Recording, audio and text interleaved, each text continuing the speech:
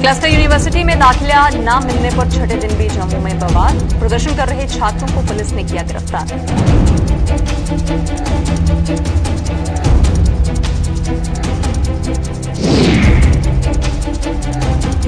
पुरानी pension scheme को बहाल करने की मांग ने पकड़ा जोर। सुनवाई न होने पर मुलाजिमों ने किया बड़ा आंदोलन शुरू करने का ऐलान।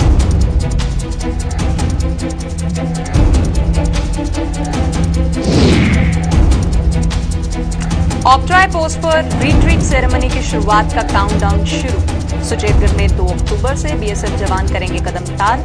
कारोबार बढ़ने की खुशी में लोगों के खिल उठे चेहरे।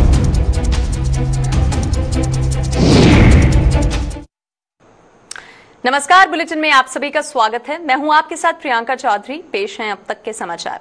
क्लस्टर यूनिवर्सिटी जम्मू द्वारा दाखिले की क्षमता न बढ़ाए जाने का मामला तूल पकड़ता हुआ नजर आ रहा है और पिछले 6 दिनों से आंदोलन कर रहे छात्रों ने आज क्लस्टर यूनिवर्सिटी कैंपस के बाहर सड़क मार्ग को जाम करने की कोशिश भी की, जिस पर पुलिस ने उन्हें गिरफ्तार कर लिया है। छात्रों का आरोप है कि 90% अंक लेने वालों को भी क्लस्टर यूनिवर्सिटी द्वारा मायूस किया जा रहा है, जिससे उनका भविष्य दाव पर लग गया है। उन्होंने उपराज्यपाल से मांग की है कि इस अड़ियल रवैये को अपनाने वाले अधिकारियों के खिलाफ सख्त से सख्त कार्रवाई की जाए।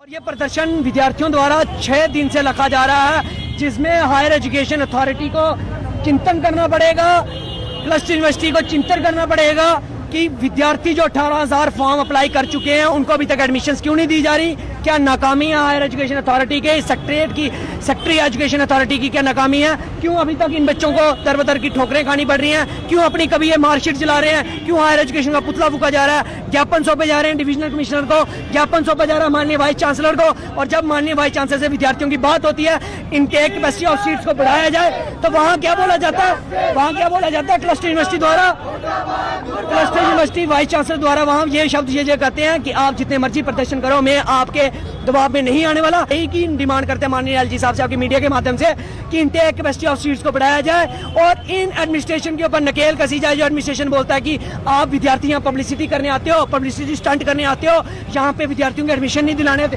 अरे ये विद्यार्थी पब्लिसिटी स्टंट करने आए हैं यहाँ पे। लगातार 6 दिनों के प्रदर्शन करते हुए मैं मुख्य मांग यही करूंगा, जल्द से जल्द ऐसे एडमिनिस्ट्रेशन को बर्खास्त किया जाए और माननीय एलजी साहब से इनके ऊपर कार्रवाई की जाए और बच्चों की intake capacity of seats.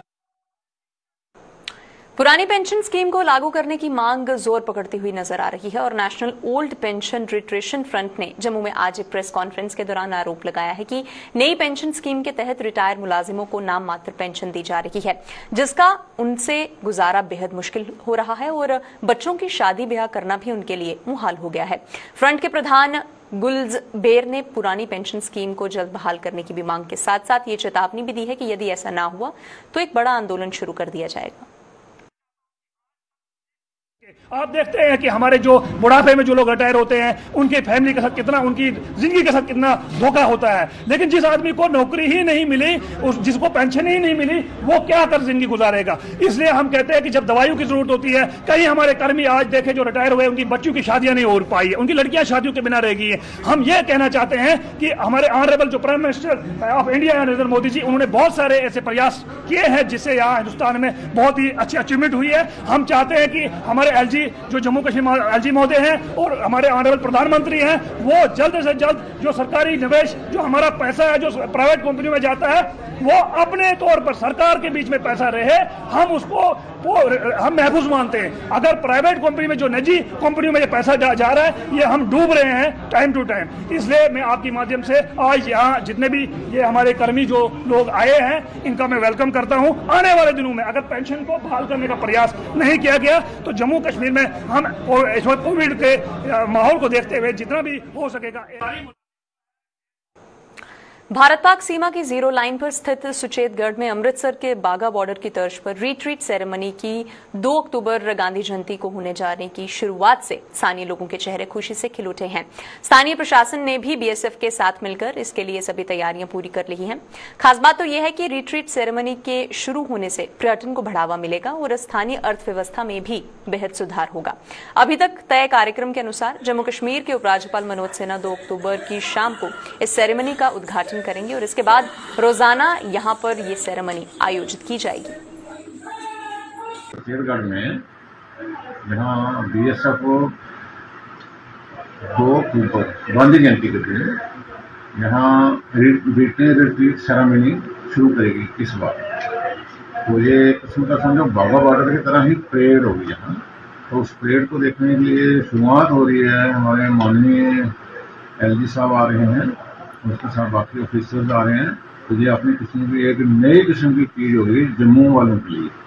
Jammu के लोग हैं जो वो बाघा बॉर्डर पर देखने जाते हैं परेड को। उसके जगह जहाँ अगर शुरू हो जाता है हमारा प्रोग्राम, ये बॉर्डर खुल जाता है तो नई में खुलेगा तो ये परेड इनकी रेगुलरली चलती रहेगी। इससे लोकल लोगों का जो है उनकी इकॉनमी में भी फर्क पड़ेगा, दुकानदारों को फर्क पड़ेगा, उनकी इकॉनमी बढ़ेगी, उन लोगों के लिए परेड बढ़ेगा। और हमारे जो लोकल लोग हैं या आगे पीछे के जो भी हैं उनको जहाँ बीजेपी बॉर्डर टूरिज्म को ये बूस्ट मिलेगा। तो टूरिज्म डिपार्टमेंट ने ये काफ़ी वहाँ बंदोबस्त किया हुआ है, तो इससे ये काफ़ी अच्छा रहेगा। कारोबार चलेगा, दुकानें खुलेगी, टूरिस्ट आएंगे, हमारे को बहुत फायदा हो जाएगा, रोड भी अच्छा बन जाएगा जी। हाँ, ये बाघा बॉर्डर जो परेड होती है, इस बॉर्डर पर भी परेड होया करेगी, परेड डेली चला करेगी इधर भी। इसका मैं बहुत बहुत स्वागत करदा, क्योंकि ये जो रोजगार है ये साढ़े लोगों का काफ़ी सारा बढ़ेगा। क्योंकि बाहर तो जो टूरिस्ट आएगा, वो जो टूरिस्ट आएगा इतने साढ़े लोगों को बेनीफिट होएगा। क्योंकि अं भी इतने रोड के पर ही साडा मकान है तो अं इसका स्वागत करने। ये बहुत अच्छी स्कीम है, बहुत अं बड़े खुश हैं गौरमेंट की स्कीम। साढ़े इतना बार्डर से आएगा, ਜਿਹੜੇ ਸਾਡੇ गरीब लोग ने इन्होंने रोजगार मिलेगा, ਜਿਹੜੀਆਂ दुकानां ने छोटी छोटिया दुकानां ने इन्हों का भी रोजगार बढ़ेगा। तो ये बहुत अच्छी गवर्नमेंट की स्कीम है। आम पब्लिक को फायदा हो जाएगा कि जैसे उधर बनेगा कोई माना काम चलेगा काफ़ी, तो लोगों की दुकानें वगैरह बनेंगी, लोगों का कुछ आने जाना, आम पब्लिक को भी फायदा हो जाएगा। लोगों की जैसे बासमती वगैरह लोगों को पता नहीं है, तो उधर से बासमती वगैरह भी लोगों का उधर से लोगों की दो 4 किलो लोग बाहर से आते हैं, खरीद के ले जाएंगे। रामबन में ट्रैफिक नियमों का उल्लंघन करने वालों के खिलाफ जम्मू कश्मीर ट्रांसपोर्ट डिपार्टमेंट ने अब नकेल कसना शुरू कर दी है। इस अभियान के तहत ARTO रामबन के शफकत मजीद की अगुवाई में जम्मू श्रीनगर हाईवे पर नाका लगाकर यातायात नियमों का उल्लंघन करने वालों के खिलाफ कार्रवाई भी की गई। खास बात तो यह है कि इस अभियान के दौरान तेज रफ्तार से गाड़ियां चलाने वालों को भी सबक सिखाया जा रहा है। रामबन और बनिहाल के बीच में इसमें आज हम चेकिंग कर रहे हैं डिफरेंट स्पॉट्स पे। इसमें हम गाड़ियों की चेकिंग कर रहे हैं। मैक्सिमम उसमें मोस्टली जो है पैसेंजर गाड़ियाँ जो हैं, जैसे टवेरा होगी, सुमो हैं, बसेस हैं। इसमें हम खासकर देख रहे हैं कि एक गाड़ियों में स्पीड लिमिटिंग डिवाइस लगता है, SLD जिसे कहते हैं, जो कि गाड़ी की स्पीड को कंट्रोल करता है, गाड़ी ओवर स्पीड नहीं होने देता है। तो उसको हम चेक कर रहे हैं यहाँ पे। और हमने देखा कि काफ़ी गाड़ियाँ हैं जो सुमो वगैरह, उन्होंने क्या किया कि गाड़ी की जो स्पीड लिमिटिंग डिवाइस को निकाल दिया हुआ है, जिसकी वजह से वो ड्राइवर जो है गाड़ी की ओवर स्पीड करते हैं और जो कहीं ना कहीं जाके एक्सीडेंट का कारण बनता है। तो आज की चेकिंग का हमारा खास जो है रीज़न वो यही है कि जो ऐसी गाड़ियां हैं जो कि SLD को टेम्पर करती हैं, उनको हम पकड़ें, उनका चलान। जम्मू यूनिवर्सिटी की नॉन गेजेटेड एम्प्लॉयज यूनियन के नवनियुक्त प्रधान विजय कुमार ने उन्हें चौथी बार ये जिम्मेदारी मिलने पर अपने सहयोगियों का आभार भी जताया है। यूनियन के चुनाव 27 सितंबर को हुए थे और आज उन्हें उनके सहयोगियों ने सम्मानित करके उनका मान भी बढ़ाया है। विजय कुमार ने आश्वासन दिया है कि यूनियन की नई टीम नॉन गेजेटेड एम्प्लॉयज की हर जायज मांग को पूरा करवाने में कोई कसर नहीं छोड़ेगी। और उनको ये आश्वासन दिलाना चाहता हूं कि जो आपने ये टीम चुन के भेजी है, जितने भी आपकी डिमांड्स जो पेंडिंग पड़ी है, हम पुरजोर कोशिश करेंगे और आपके जितने भी मसले हैं उनको हल करने की कोशिश करेंगे। तमाम non gazetted employees union and print media and electronic media including election team, election commissioner, सबका मैं तहे दिल से धन्यवाद करना चाहता हूं। शुक्रिया, धन्यवाद।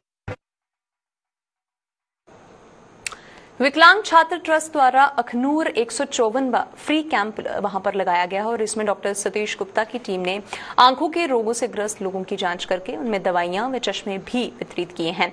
इस मौके पर मौजूद समाजसेवी मदन लाल वर्मा ने बताया है कि ट्रस्ट के संस्थापक सत्यपाल सराफ के दिशा निर्देश पर इस कैंप का आयोजन किया गया है और उन्होंने ये भी कहा है कि जांच के बाद जिन मरीजों को ऑपरेशन की जरूरत है, उन मरीजों के ऑपरेशन जिला अस्पताल अखनूर में भी किए जाएंगे। दूसरी ओर कैंप में शामिल डॉक्टर चांदनी अरोड़ा ने बताया है कि इस कैंप में मोतियाबिंद के मरीजों की संख्या अधिक थी और जिन्हें ऑपरेट के साथ साथ बिना किसी शुल्क के लेंस भी डाले जाएंगे।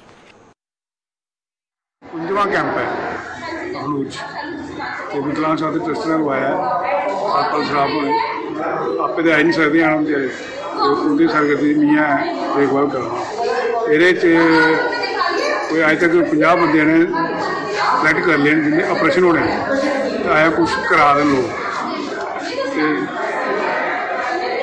दवाइयाँ सब कुछ फ्री दे रही हैं ऑपरेशन भी फ्री होगा एनका भी फ्री दवाइयाँ फ्री हर एक चीज़ फ्री देनी है सब आ रहे हैं। जैसे ज्यादातर तो ये बुजुर्ग लोग हैं तो इसमें मोतिया ही इनको ज्यादा तकलीफ है या किसी को पास के लिए काम के लिए तकलीफ है तो जो मोतिया वाले हैं उनको तो हम उनका नाम नोट करें और फिर किसी दिन एक दिन गाड़ी आएगी जो इन मरीज को हमारे पास ले आएगी और जो इनको नज़र की प्रॉब्लम है जिनको देखने में नज़र है कम है दूर की या पास की उनके लिए हमारे पास पूरे छतिया बैठे हैं उनको चश्मे भी साथ में दे रहे हैं। जम्मू कश्मीर को कुपोषण मुक्त बनाने के लिए उठाए जाने वाले कदमों पर चर्चा के लिए भाजपा महिला मोर्चा द्वारा जम्मू में आज एक बैठक का आयोजन किया गया। महिला मोर्चा की प्रदेश अध्यक्ष संजीता डोगरा की अगुवाई में हुई इस बैठक में पोषण अभियान की ओर गति देने के उपायों पर भी विचार विमर्श किया गया। संजीता डोगरा ने बताया है कि जम्मू कश्मीर को कुपोषण मुक्त बनाने के लिए भाजपा प्रदेश महिला मोर्चा समाज कल्याण विभाग के साथ मिलकर काम कर रहा है और जम्मू कश्मीर को कुपोषण से कैसे मुक्त किया जाए इसकी रणनीति को लेकर भी चर्चा की गई है। में मेन काम जो दिया गया था वो है पोषण के ऊपर। तो अब आज की हमारी ये जो बैठक थी ये पोषण के ऊपर भी हमने रखी थी। इसमें हम बैठ के यही चर्चा कर रहे हैं कि किस तरह से हम जम्मू कश्मीर में पोषण के ऊपर काम करेंगे और यहाँ से कुपोषण के जितने भी चाहे वो बच्चे हैं थोड़े जो भी है उनको कैसे हमने ठीक करना है, ठीक उनको कैसे हम आहार पहुँचाएंगे और अच्छा स्वास्थ्य उनका हो। तो इसीलिए हमने यहाँ पे आज ये डिसाइड किया है कि जम्मू कश्मीर की पहले तो सबसे पहले मैं एक टीम बनाऊंगी जो कि इसके ऊपर ही काम करेगी। उसमें हम हर जिला से एक एक दो बहन को भी लेंगे और जितने भी हमारे आंगनबाड़ी सेंटर होंगे उनके साथ भी हमारा मिलना बैठना होगा। आंगनबाड़ी सेंटर जो चला रहे हैं उनके साथ भी सुपरवाइजर या वर्कर जो भी होंगे उनके साथ भी हम बैठेंगे और इसके ऊपर पूरी चर्चा करेंगे। जहाँ कहीं कोई कमी पेशी आ रही हो तो हम उनका पूरा सहयोग करेंगे। देश की सुरक्षा के साथ साथ भारतीय सेना समाज के उत्थान के लिए भी लगातार प्रयास कर रही है।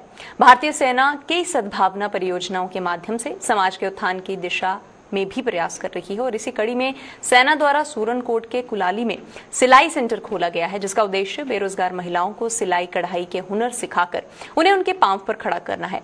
इस हुनर को विकसित करने के लिए सेना द्वारा सिलाई मशीन के साथ साथ सिलाई में उपयोग होने वाली सामग्री भी महिलाओं को दी जा रही है। कुलाली गांव में लोगों ने सेंटर के लिए सेना का आभार भी जताया है। तो हम यहाँ पे इंडियन आर्मी की तरफ से स्टिचिंग करना चाहते हैं।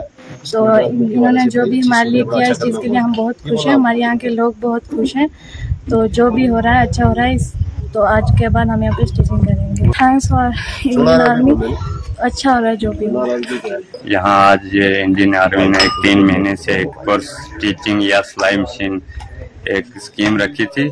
उसमें आज यहाँ काफी बच्चे आए हुए हैं, बच्चियां हैं, बुजुर्ग हैं, नौजवान हैं। इन्होंने अच्छा काम किया है। आर्मी ने हमारा बहुत तावन किया है। मड़ा के लिए, हर इलाके के लिए, कश्मीर के लिए आर्मी भारतीय सेना का बहुत मैं शुक्रगुजार हूँ।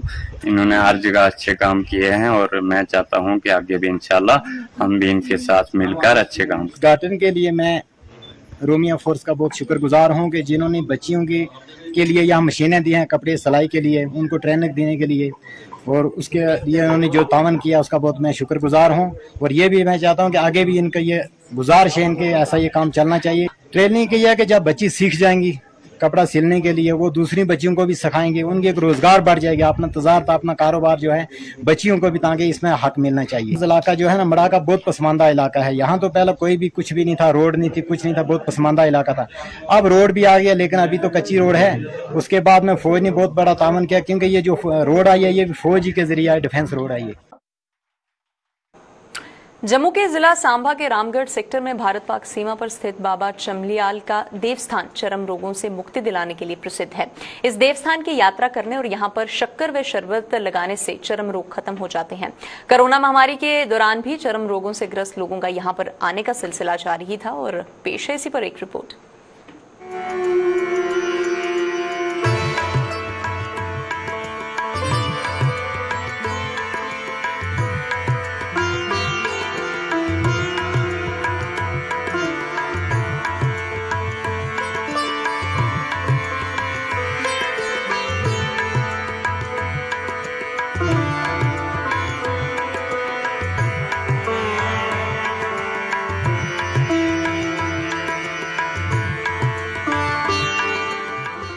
भारत पाक सीमा से सटा यह है बाबा दिलीप सिंह मनहास यानी बाबा चमलियाल का देवस्थान। यह देवस्थान चर्म रोग को दूर करने के लिए देश भर में मशहूर है। यहाँ पर चर्म रोगों से ग्रस्त स्थानीय लोगों के साथ साथ बाहरी राज्यों के लोग भी आते हैं और बाबा चमलियाल के देवस्थान के दर्शन कर यहाँ की पवित्र मिट्टी और पानी लगाकर चर्म रोगों से मुक्ति पाते हैं।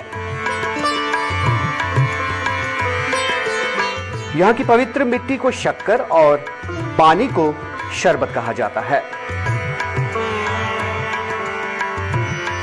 ये जो बाबा जी राजपूत थे और इस गांव में मतलब क्या था कि बाबा जी अपनी तपस्या वगैरह करते थे। नीचे शक्कर वाला तालाब है, यहाँ पे पाउंड है, तो वहाँ पे बैठ तपस्या वगैरह करते थे। और जो भी मैं चर्म रोग का कोई इलाज रोगी आता था, बाबा जी उनको एक मुट्ठी भर के शक्कर दे देते थे और वो बंदा ठीक हो जाता था। नहीं मानता जी बाबे जो चर्म रोग जो बाबे करवा शक्कर लाने में ठीक होंगे, शक्कर शरबत लाओ, कुछ दिन जो रहना बंदा 21 दिन ताई, उसके बाद लोग आते हैं रहिंदे ने बाबे के ठीक हो गए जाते हैं, उनकी मनोकामना पूर्ण होंगी है और फिर जो कि बाबे का लंगर जो भी है सब कुछ इतों चलता है। मेरी सलाइस की प्रॉब्लम है कि मैं इतने कोई 2-3 महीने भी आते हफ्ता मैं इधर अंदर आना शक्कर लाना बाबा होंगी आराम रहता शरीर। लड़की का थोड़ा पैर में प्रॉब्लम आ गया, चर्म रोग हो गया, तो यहाँ एक जानने वाले बगल के गांव में रहते हैं, तो सऊदी अरब में उनसे मुलाकात की। वही बताए कि आना जम्मू और बाबा चमलियाल के दरबार में जाना, वहाँ पे सही हो जाएगा। तो हम यहाँ पे आए हुए हैं, 5 दिन हो गया, थोड़ा आराम लग रहा है।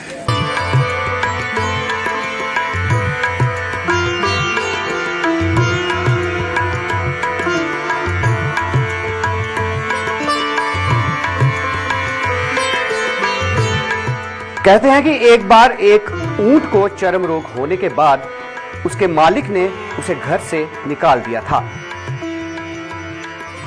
चर्म रोग से ग्रस्त ऊंट भटकता हुआ बाबा चमलियाल के इस देवस्थान पर पहुंच गया। यहां आने पर ऊंट का चर्म रोग ठीक हो गया।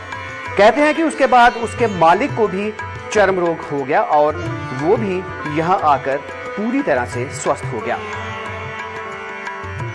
उसके बाद से यह स्थान चर्म रोग से ग्रस्त लोगों के लिए आस्था का केंद्र बन गया।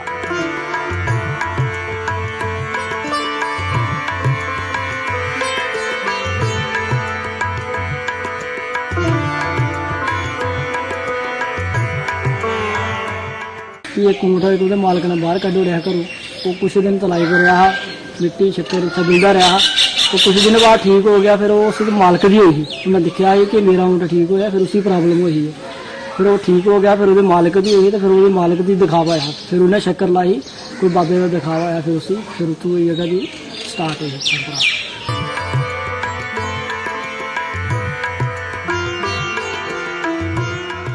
हर वर्ष बाबा चमलियाल के इस देवस्थान पर 25 जून को मेले का आयोजन किया जाता है, जिसमें पाकिस्तान के रेंजर भी भाग लेते हुए बाबा चमलियाल की मजार पर चादर चढ़ाते हैं।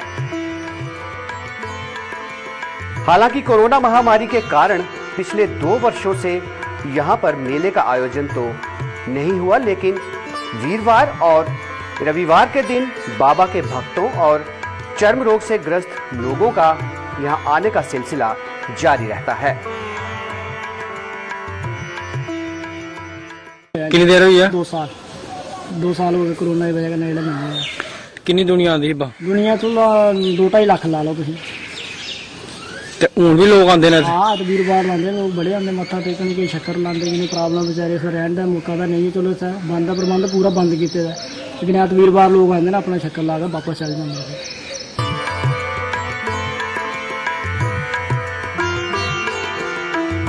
सैकड़ों वर्षों से चर्म रोग से ग्रस्त लोगों के लिए बाबा चमलियाल का देवस्थान आस्था और रोग निवारण का केंद्र रहा है। इस आधुनिक युग में भी देश से ही नहीं बल्कि पड़ोसी देश के लोगों में भी बाबा चमलियाल के इस देवस्थान के प्रति गहरी आस्था है। विजय कुमार के साथ अश्विनी चंदेल की रिपोर्ट। जम्मू कश्मीर केंद्र शासित प्रदेश प्रशासन ने अंतर्राष्ट्रीय सीमा पर तारबंदी के साथ सटी जमीनों पर जल्द ही खेती शुरू करने के लिए कहा है और इसके लिए कृषि विभाग ने तैयारियां करना भी शुरू कर दी हैं और अब जल्द ही तारबंदी के साथ सटी जमीनों पर खेती लहराएगी। आपको बताते चले कि अंतर्राष्ट्रीय सीमा पर तारबंदी के पास पाकिस्तान द्वारा लगातार गोलाबारी के कारण पिछले कई वर्षों से सैकड़ों कनाल जमीन बंजर पड़ी हुई है, जिसे आबाद करने के लिए अब कृषि विभाग ने जमीनों के मालिकों और सीमा सुरक्षा बलों के साथ मिलकर ये योजना बनाई है। इसके चलते जल्द ही इन जमीनों पर फिर से खेती करने की प्रक्रिया शुरू की जाएगी और इस योजना को लेकर डायरेक्टर एग्रीकल्चर जम्मू के शर्मा ने क्या कहा है, आइए देखते हैं। बॉर्डर एरिया का जो फैलो लैंड्स हैं, ये पीछे जब डिस्टर्ब्ड एरिया रहता है तो लैंड फैलो रह जाती है। खासकर ये जो ज़मीन है ये फेंसिंग से आगे की है, जीरो लाइन तक। फेंसिंग हमारी थोड़ी पीछे है, फिर आगे जाके जीरो लाइन है, तो वहाँ पर कुछ एरिया जो है अनसोन रह जाता था। अब पीस है, तो कोशिश हो रही है कि हम बॉर्डर एरिया के वो वाली ज़मीन है उसमें कैसे खेती करें। बड़े पैमाने पे एक पॉलिसी मैटर बनाया पहले कि वो विलेजेस आइडेंटिफाई किए जो बॉर्डर के 3 किलोमीटर के अंदर की रेंज में हैं, यहाँ ये मतलब फैलो लैंड्स हैं। फिर उनको कैसे उन लैंड्स को मतलब खेती कैसे की जाए, क्योंकि वहाँ पर आपको पता है ये सरकंडा घास जो है अब वो उग चुका है, तो सरकंडा घास को पहले उसको हटाना है। तो सरकंडा घास के हटाने के लिए भी एक पॉलिसी हमने पेपर गवर्नमेंट को दिया था। वहाँ के जो लोकल जो फार्मर है जिसकी वो ज़मीन है उनको इन्वॉल्व करना है उस बॉर्डर एरिया की खेती में। तीसरा, हमारे BSF के साथ भी कुछ इश्यूज थे, कौन सी क्रॉप उगाई जाएगी, कौन सी क्रॉप नहीं उगाई जाएगी, क्योंकि कुछ टाल ग्रोइंग क्रॉप्स होती हैं जिसके लिए कुछ दिक्कत रहती है। तो हमने वो भी क्रॉप्स आइडेंटिफाई कर ली कि इस बॉर्डर एरिया में जैसे लो हाइट वाली क्रॉप्स हैं तो उनको ज़्यादा प्रमोशन वो दी जाएगी, और लोगों को एंट्री जो होगी फेंसिंग से आगे की जो एंट्री है उसमें भी उनको फैसिलिटेट किया जाएगा, उनकी टाइमिंग और सारा कुछ।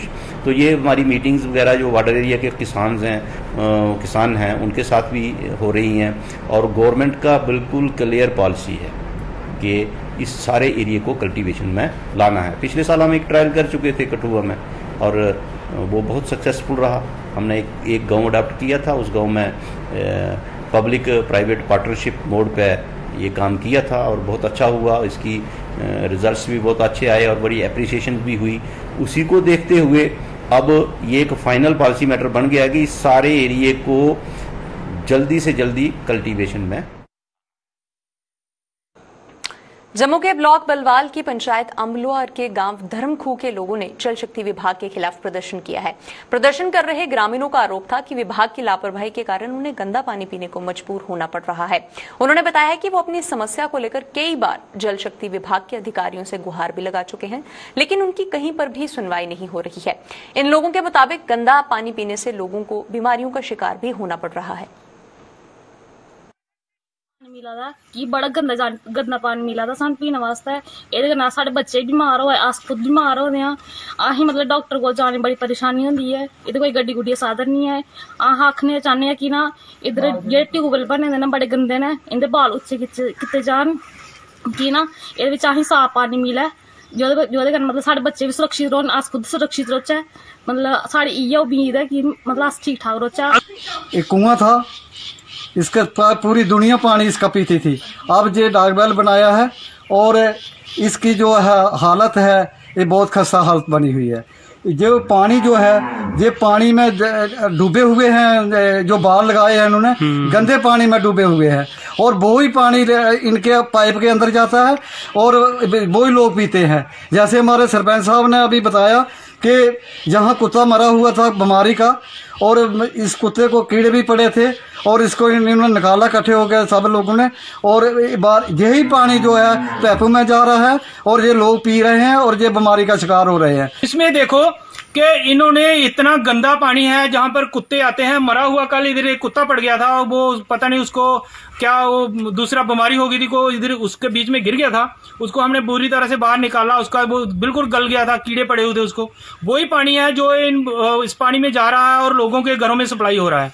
लोग बेचारे बीमार हो रहे हैं। मैं पिछले 3 साल से, अभी दिसंबर में 3 साल पूरे होने वाले हैं, 3 साल से मैं दौड़ दौड़ के अपने इसमें डिपार्टमेंट को, पहले जो पीएचई था अभी जल शक्ति बना दिया इन्होंने, दौड़ दौड़ के बार बार इनके एक्शन के पास भी गए हैं, चीफ इंजीनियर साहब के पास भी गए हैं, लेकिन इनके कान पे जूं नहीं रूंग रही। लोगों के सेहत के साथ ये खिलवाड़ कर रहे हैं। ये छोटा सा काम है, ये काम नहीं कर रहे हैं। बोलते हैं टेंडर लगाया है, टेंडर लगाया है, पता नहीं कौन सा टेंडर लगाया है, किस कंपनी ने लिया है, लगाया भी है या नहीं लगाया है, लेकिन हमारी कोई सुन नहीं रहा।